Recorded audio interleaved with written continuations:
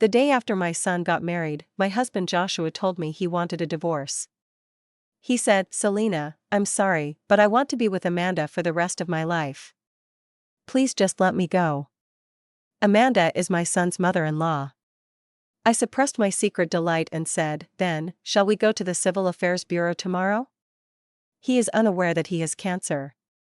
He also doesn't know that I'm about to receive 5 million yuan in demolition compensation from my family. 3 months ago, Joshua kept having stomach aches, and I took him to the hospital for a checkup. When we collected the test results, the doctor informed me Joshua had stomach cancer, but given his current condition, surgery wasn't advisable yet. He suggested we focus on improving his health first, and once all his levels were within normal range, we could schedule the surgery. To avoid upsetting Joshua, the doctor told me to keep his condition a secret. So I told Joshua it was just a stomach ulcer and told him to take his medicine on time. Besides, I didn't tell my son either. Because my son was preparing for his wedding, I didn't want to upset him, and I was especially worried he might accidentally reveal the truth and raise Joshua's suspicions. What I never expected was that Joshua would divorce me for our son's mother-in-law, Amanda. No wonder Joshua was so generous at our son's wedding this time. It was an air of unnatural generosity, as if he were desperate to lavish all the family assets on them.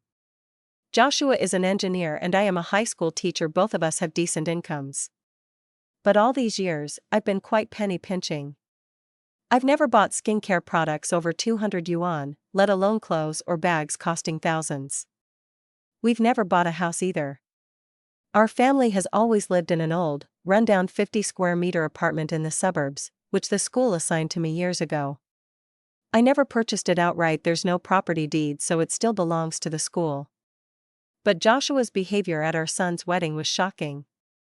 Amanda demanded a bride price of 688,000 yuan plus another 100,000 yuan for gold jewelry and a diamond ring.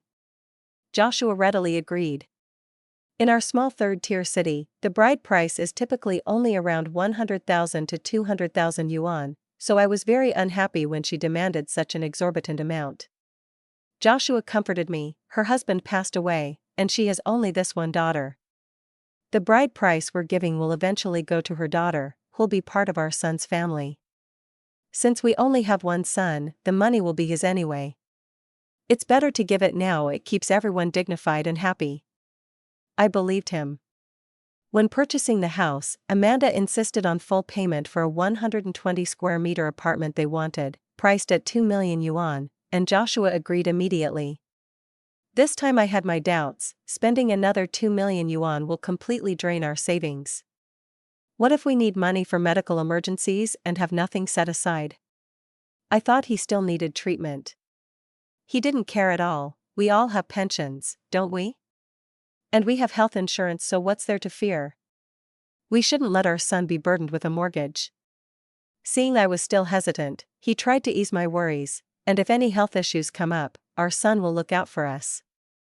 I still wanted to set aside money for his treatment and proposed a 1 million yuan down payment, with our son and his wife paying off the mortgage for the rest.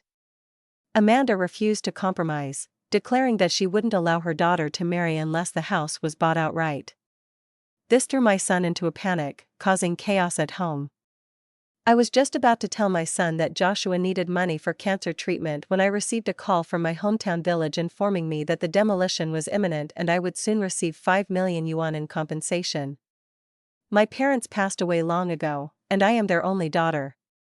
Those few old houses at my ancestral home are so filled with memories of loved ones and hometown that I could never bring myself to sell them, returning once or twice each year just to tidy up. The compensation process has begun. The village notified me that the funds will be deposited within 2 to 3 months. I figured the money would be coming through pretty soon. Anyway, since we still have 5 million, spending 2 million on a house for our son is fine after all. As Joshua said, the money will eventually be his, so spending it now makes everyone happy. So, spending those 2 million wiped out our life savings. It played right into Joshua's hands. He just wants to give all our savings to our son so he and Amanda can live in our son's home and enjoy family life. Through my son's marriage and the transfer of assets, I was successfully kicked out of the house. What a brilliant move, haha, it played right into my hands. In fact, I had already planned to propose a divorce once my son got married. Because for years, Joshua has been indifferent to me. I know he doesn't love me, his heart belongs to someone else. But when I found out he had gotten cancer, I couldn't bring myself to file for divorce out of moral obligation. Who'd have thought he'd ask for a divorce himself, just when I needed it most? The day after my son's wedding, he and his wife came to our home for dinner. In front of my son and daughter-in-law, he dropped a bombshell on me. The shock wasn't the divorce itself, but that the woman was actually Amanda, my daughter-in-law's mother. What pained me even more was that my son and daughter-in-law didn't seem the least bit shocked.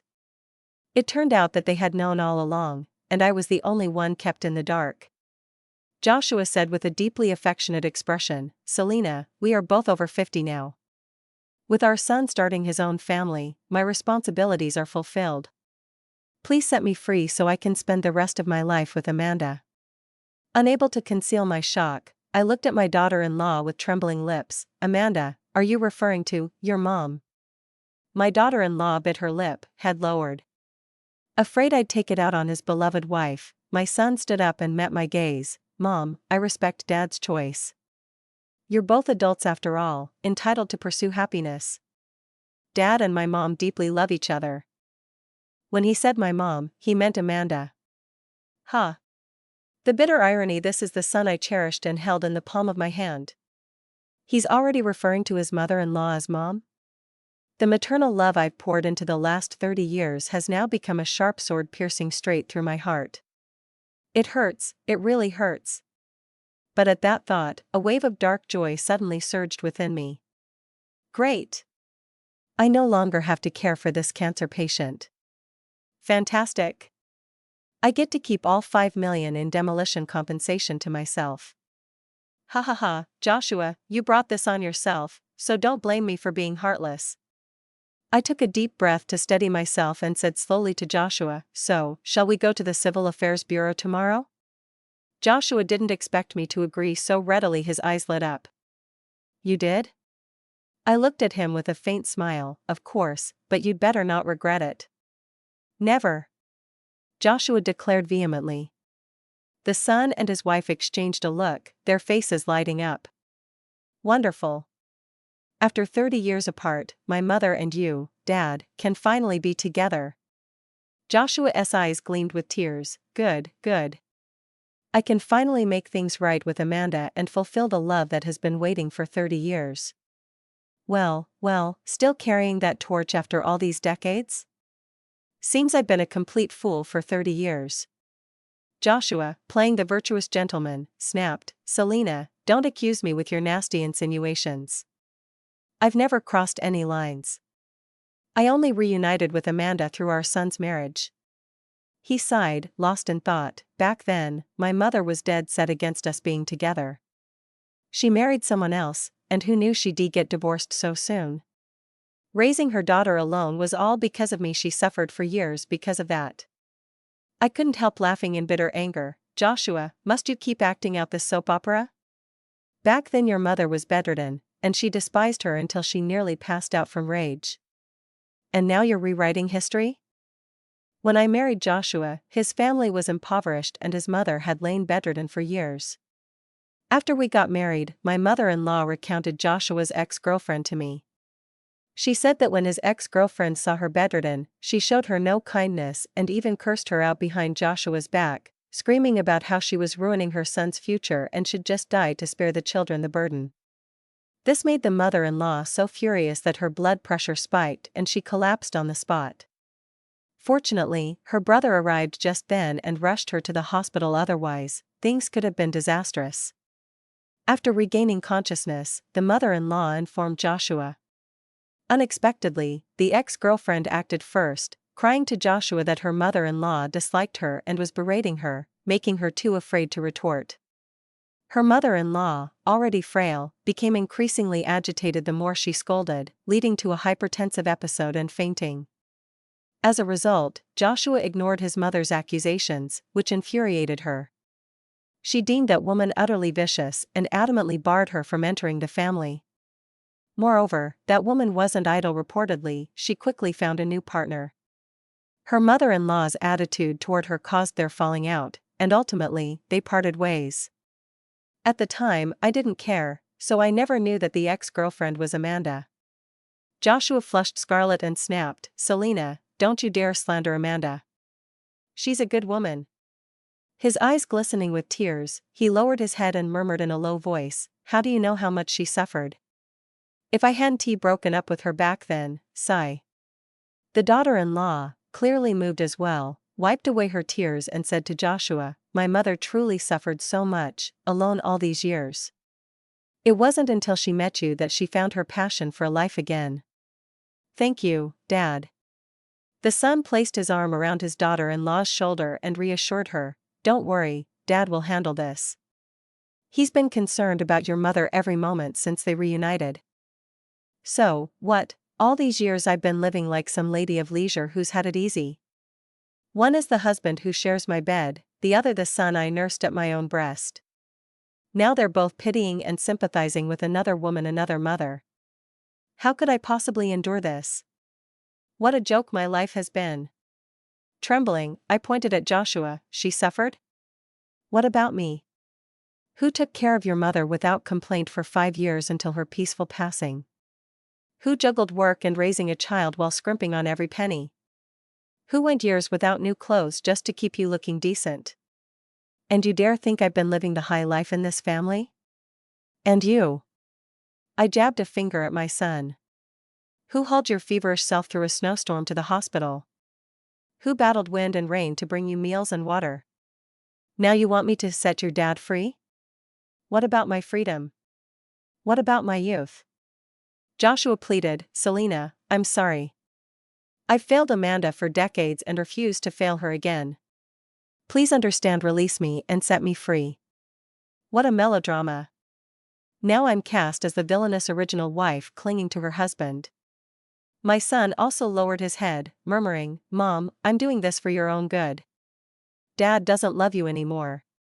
Even if you keep him, you can't keep his heart. It's better to." Looking at these two scoundrels before me, one big, one small, I felt a surge of anger.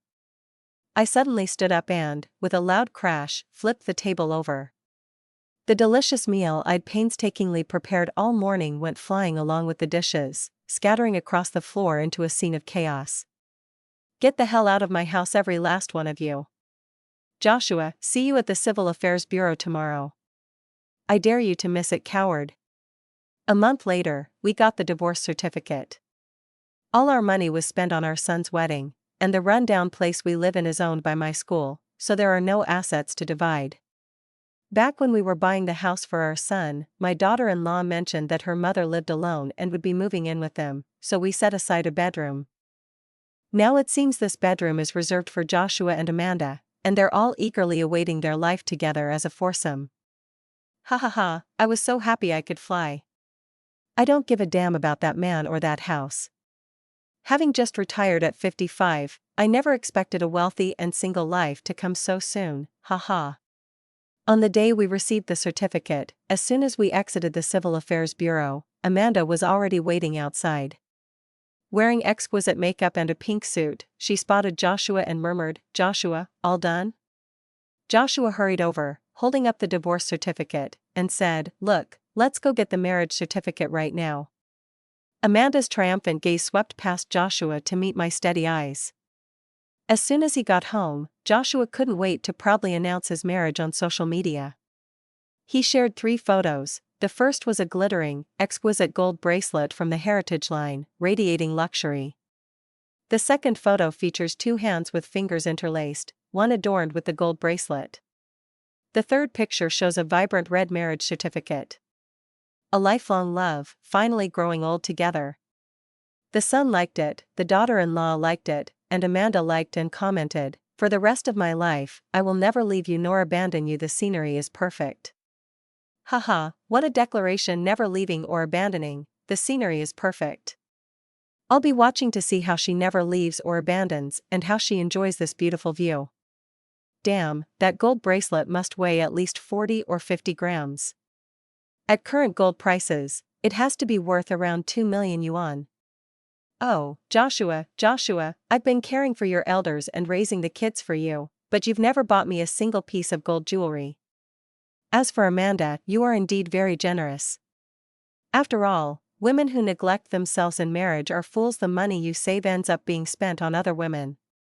It turns out the 680,000 yuan bride price I paid was meant for both her and her mother. The wedding I planned was really for the two of them and his own son all along. Perhaps likes and comments weren't enough to capture Amanda's triumphant feeling.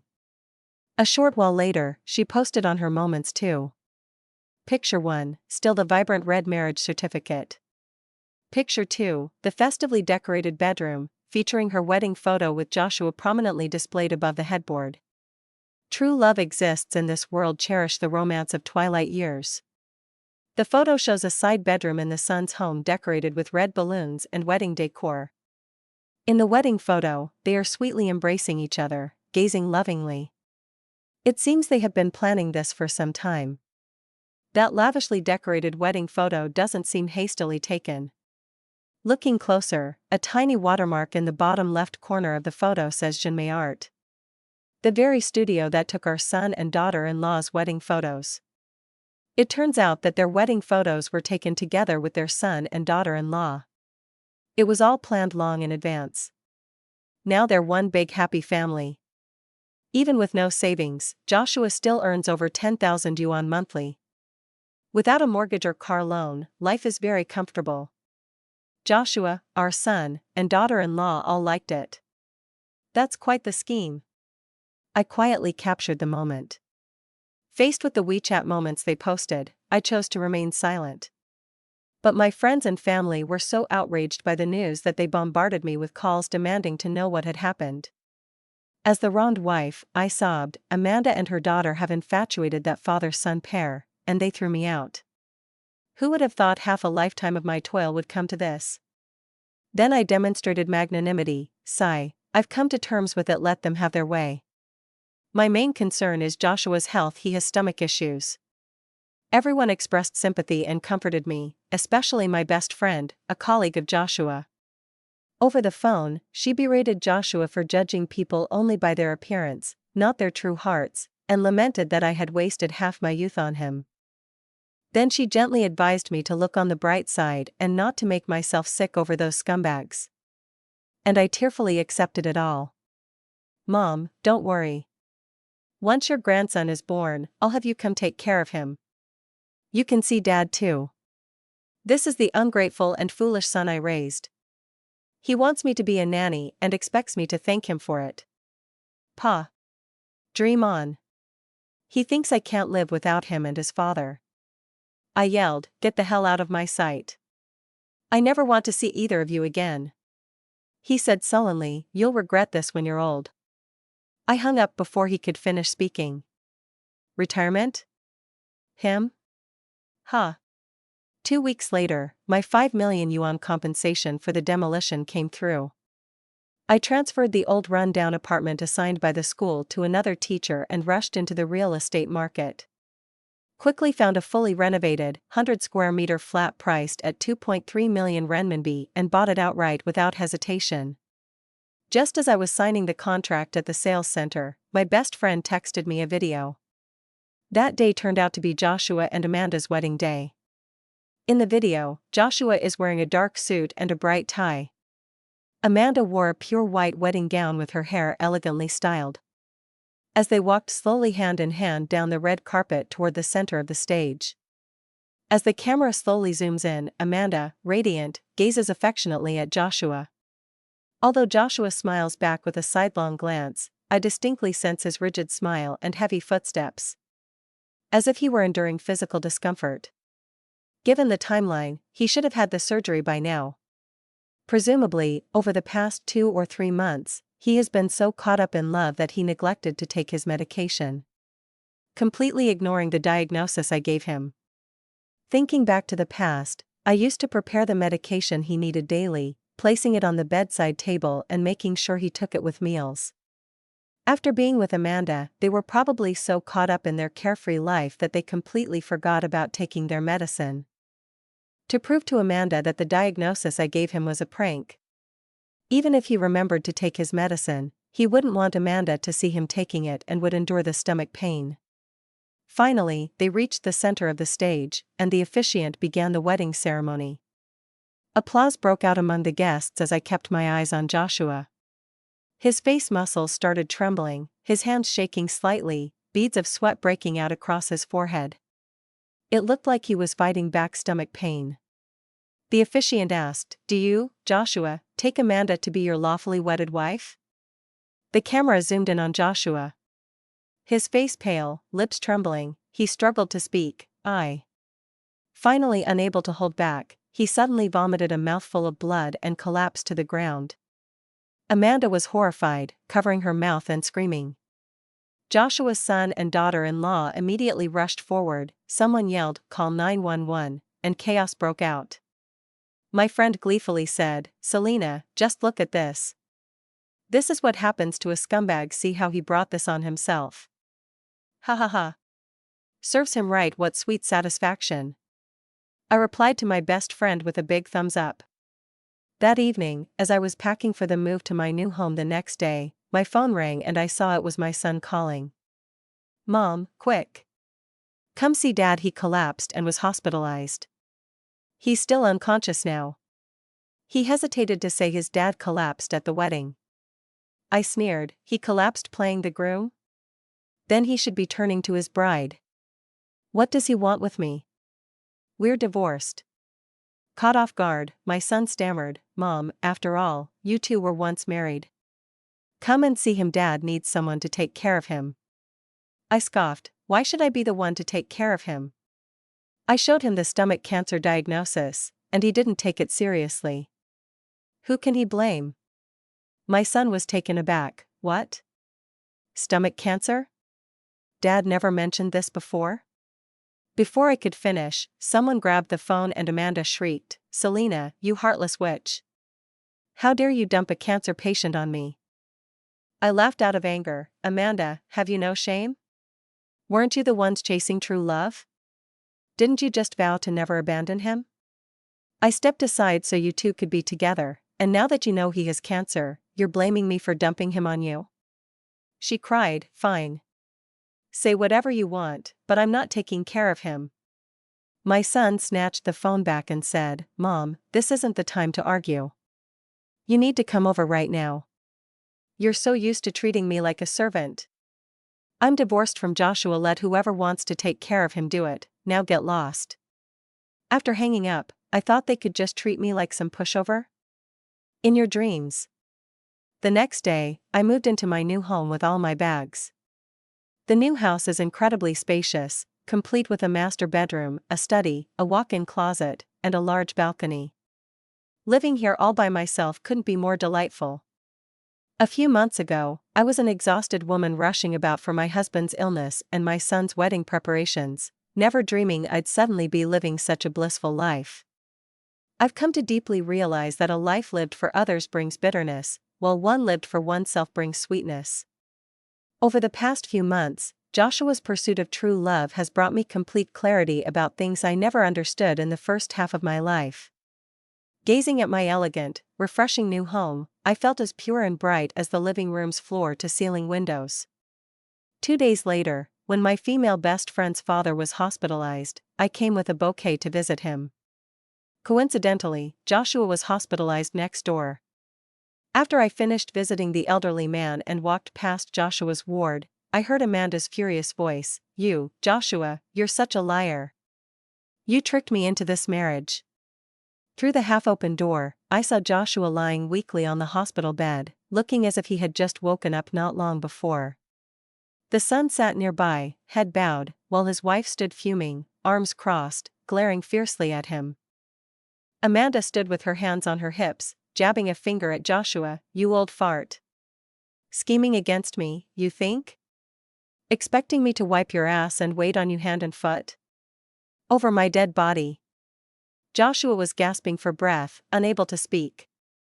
The daughter-in-law suddenly pinched the son hard. "This is all your fault. What kind of ridiculous scheme was this?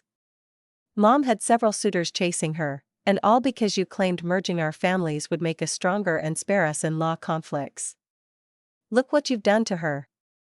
The son winced in pain, jumped up, moved aside irritably, and snapped, "Blame me?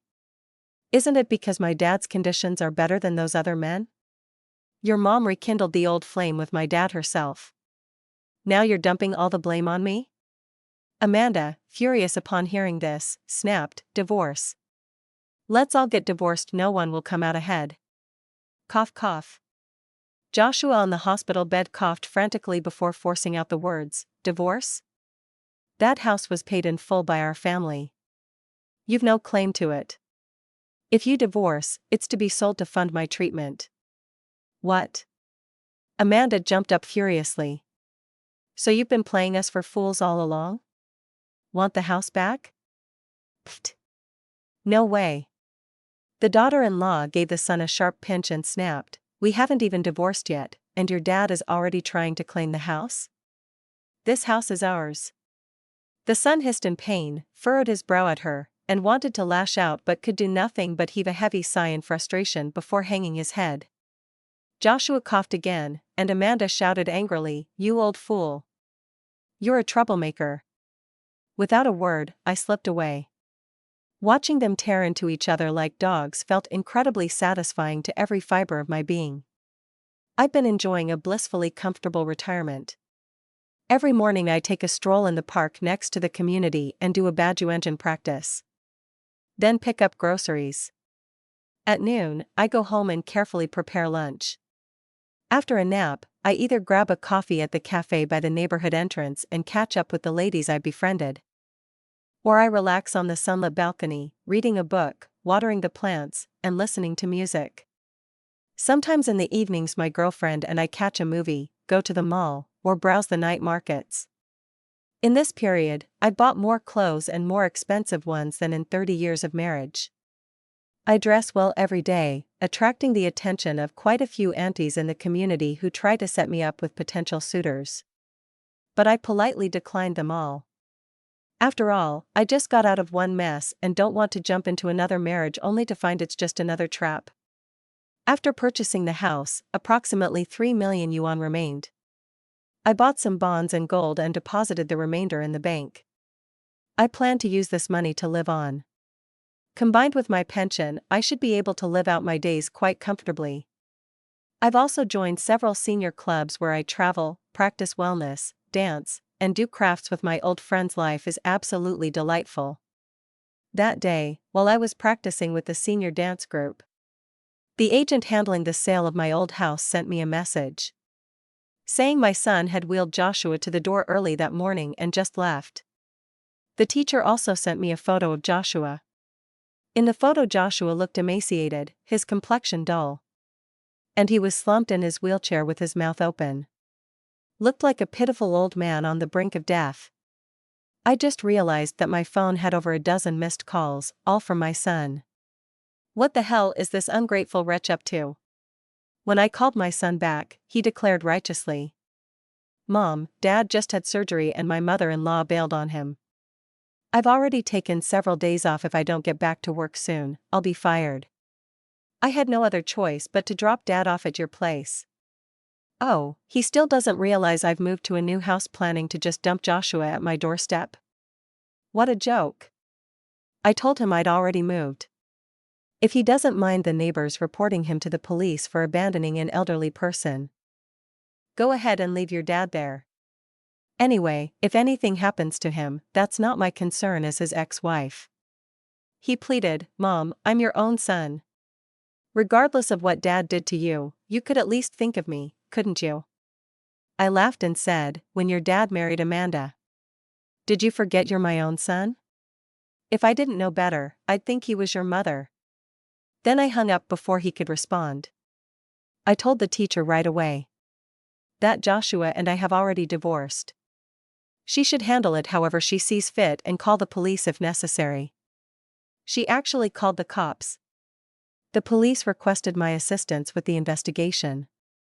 When I arrived at the police station, Amanda, my son, and my daughter-in-law were already there. I showed the police my divorce certificate and told them that Joshua and I were no longer legally connected. That Amanda is now his legal wife, and they shouldn't imagine they can dump Joshua on me to care for. The police turned a questioning look to Amanda, and before the officers could speak, she burst into wails. "Officer, you must investigate this thoroughly. Joshua hid his illness before marrying me. He tricked me into this marriage." Then she wheeled around, pointed at me accusingly and shouted through her tears, it was she who deliberately filed for divorce against him, just trying to get rid of Joshua. I knew she'd pull something like this, so I showed the police screenshots of our old WeChat moments. "Officers, you can see that Joshua proposed the divorce to me so he could marry her. I showed him the diagnosis for Joshua's illness, but he refused to believe it himself." The two young officers took my phone from me, examined the screenshots, and gave Joshua and Amanda meaningful looks.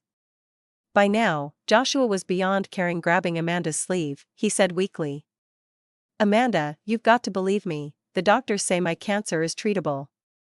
He turned to his son and said, "The doctor says with an imported drug, I could fully recover from this cancer." Before he could finish, his son gave him a dirty look and snapped, "That imported drug? That imported drug? Have you any idea what it costs? 2 million yuan. Insurance won't cover it. Where are we supposed to come up with that kind of money?" Joshua stammered in panic, Could we sell the property first? After I recover, couldn't we afford a new house? Sell the house? Then we'll all end up on the streets," the daughter-in-law shrieked. Turned to her husband and yelled, "If you dare sell the house, I'll divorce you." "Divorce? Absolutely divorce!" Amanda screamed. "Enough," the senior officer shouted. "All of you, take your husbands and fathers home immediately. If you keep this up, it's abandonment." At the officer's shout, the group fell silent. Unwilling to back down, Amanda pointed at Joshua and protested to the police, "He committed marriage fraud."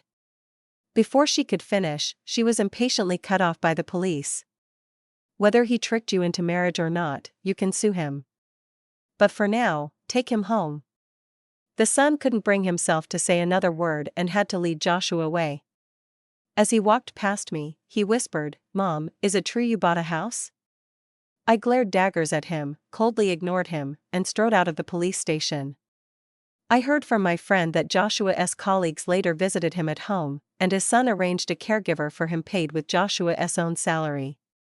Things quieted down for the time being. However, by buying the house from me, my son finally found out about the 5 million yuan in demolition compensation I'd received and immediately started sucking up to me. When I was at the senior dance class, I posted on social media, and he eagerly showed up at the dance studio. That day, as soon as I finished class and stepped out, I saw him waiting at the door. His eyes lit up and he warmly approached me, "Mom, why didn't you tell me when you moved? I've been wanting to visit you for the past few months, but I didn't know where you lived." I gave him a dirty look. If he knew where I lived, could I ever have peace and quiet? Rubbing his hands nervously, he said, "Mom, I heard you got 5 million yuan. Could you lend me 1 million to start a business?" I didn't stop, but walked on, saying coldly, "Don't call me Mom. You're no son of mine." He knew it was still about Joshua and hurriedly fawned, "Mom, wasn't it just Dad being confused for a moment? It's all my wife's fault. She's been pushing me all along. I was just putting on a show. After all, aren't you my real mom?" I ignored him, and he went on by himself, "By the way, that shameless old thing, who knows where she ran off to? She forced Dad to divorce her, and when he refused, she just took off. Well, what a turnaround. He used to call me Mom so sweetly, and now he's calling me an old shameless thing." I stopped and snapped, "Get lost. I'm not interested in your business." My son was still trying to play the family card, "Mom, I'm your own son when you get old." Before he could finish, I spat at him and said, "Pa, I don't need you to take care of me when I'm old, and I don't want to see you." Then one of the dance class ladies drove up and asked if I wanted a ride. Without a second thought, I got in and we drove off. 2 months later, Joshua sued me in court out of the blue. He sued me for concealing marital assets and demanded half of my $5 million in demolition compensation. That money-grubbing old bastard. I had no choice but to go to court to defend myself. In court, Joshua was in a wheelchair, clearly at death's door. After the surgery, he wasn't given proper care, causing his condition to deteriorate rapidly. According to the doctor's previous statements, if he had maintained his health and met all the necessary indicators before the surgery, the success rate would have been very high, and his condition could have been controlled promptly. But now it was clear his condition was steadily deteriorating. According to his caregiver, he's now suffering from incontinence, can't eat anything, and has been kept alive by intravenous fluids for days. An acrid stench of urine clung to him, so potent that spectators in his gallery had to pinch their noses. I presented the transaction records for the demolition compensation and easily proved this was property received only after the divorce. He lost the case. He had long seen this coming. Because his real purpose today was simply to see me and win my sympathy. He had his caregiver wheel him over to me and managed to say in a hoarse voice, "Selina, forgive me. After all our years together, please help me. Could you lend me $2 million? I want that imported drug." How ridiculous that he still harbors such delusions about me. Why doesn't he just go find his true love, Amanda? His so-called true love won't even lift a finger to help. Facing this dying scumbag, I saw no need to provoke him. I just glanced lightly at him and turned on my heel without saying a word. By then, saying anything was unnecessary. A week later, Joshua died. Her close friend attended his funeral as a colleague and learned he was reduced to skin and bones with incontinence when he died, a tragic end. Amanda returned. She believed that with Joshua gone, she could live happily with her daughter and son-in-law. However, both she and her daughter-in-law were too naive. When Amanda abandoned Joshua, her daughter-in-law was also arguing daily with her son. The daughter-in-law is disgusted by the constant stench of urine and feces in the house. Just as Amanda treated my mother-in-law with contempt, so she treated Joshua. With a torrent of harsh words pouring out of her mouth. Despite having a caregiver, the presence of a bedridden patient at home meant poor air quality and a tense atmosphere. The son's mood continued to deteriorate, leading him to fall in with unsavory characters and get into gambling dens. Then he was caught in a scam and instantly fell into it, losing 1 to 2 million yuan in just a few short months. When my son asked to borrow $1 million saying he wanted to start a business, he was in fact already in debt with creditors pressuring him. Had to sell the house to clear his gambling debts. They eventually ended up divorced. The family fell apart. Amanda and her daughter left too. My son still wanted to recoup his losses, continued gambling, and racked up another $1 million+ in debt. My son showed up at my door again. This time he dropped to his knees and pleaded, "Mom, what's done is done. Let's start over as mother and son. But I won't take him back. For this ungrateful gambler of a son. I refused to trust him." He pleaded desperately, "Mom, I'm your own son. How can you stand to see me die? He is my own son." I gave up on him the moment he and Joshua kicked me out. I had already given up on him. Without a word, I walked off, leaving him kneeling there. If he wanted to kneel, so be it. Later he ended up in jail. For engaging in a physical altercation with a debt collector. Struck one of the debt collectors with a brick, putting him in hospital. A year later, I took a trip to the capital with my girlfriends. On the busiest street, I witnessed a scene where the legal wife attacked the mistress. We were shopping in a store when suddenly we heard shouting and screaming coming from the entrance. Out of curiosity, I ran to the door and saw a burly and fierce woman in her 60s. Fiercely pulling the hair of a woman in her 50s in a pink dress, slapping her repeatedly across the face. "Everyone, come and see. This shameless old mistress is here. Watch how I teach her a lesson today." The onlookers cheered loudly. The mistress winced in pain, turning her face away as she fought back with her hands. Just then, our eyes met, and it was Amanda. As our eyes met, overwhelmed by shame and fury, she simply covered her face tightly and crouched down, letting the woman's fists rain down on her. I stood frozen as my old sister friend beside me pulled my arm. Come on, nothing to see here, let's go. Over there, they sell silk fabric. Let's go choose a piece quickly. Oh right, we still need to pick out fabric to make some nice clothes. I pushed through the crowd and hurried to the fabric store. I selected a length of sky blue silk densely patterned with flowers. And my old friend said that if this fabric is made into a cheapao for me to wear, it will look absolutely beautiful. Yes, it will be absolutely beautiful. Now I truly trust my judgment.